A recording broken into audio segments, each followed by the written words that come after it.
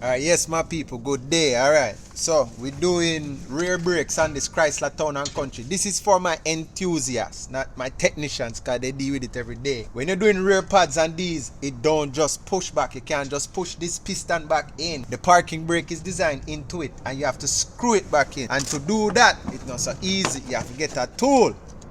Well, the tool make it easier. Some people try to grab it and turn it and, you know, they finagle their way. Me not fight it. So this is the tool, and then these are different size pistons that you could use. I'm going to use this one. Well, just looking at it, if you notice, you see these two tabs right here? They fit into, I don't know if you can see these reliefs right here? One relief here, and then there's one right above it. So these two tabs fit in it just like so. So while that's in there, this part of the tool, see that the square portion, it fits on it like so. So you're looking like so, right? Like so. Then I am going to position it. You notice that this piece, all right, let me show you something tricky. That floats. So when I hold everything together, this turns. You notice this is stationary. So it's a little funky. So while it's screwing it in, it's jamming it in. So it's screwing and jamming at the same time. All right, so I am going to position the tabs in there like so.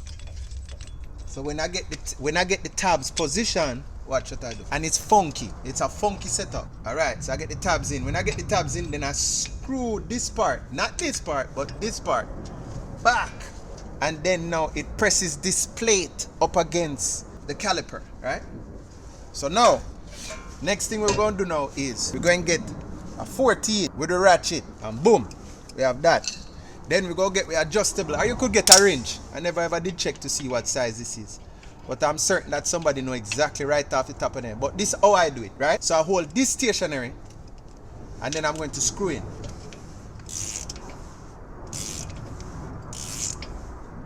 And then occasionally, I adjust it up, keeping it snug. Right? So it is screwing and jamming at the same time.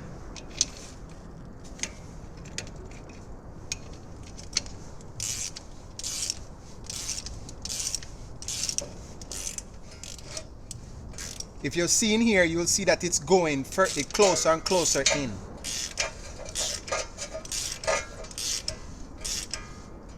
And that's it. It stopped. It's pushed all the way back. I just turn this the opposite direction. And then I position the piston a little bit by finger.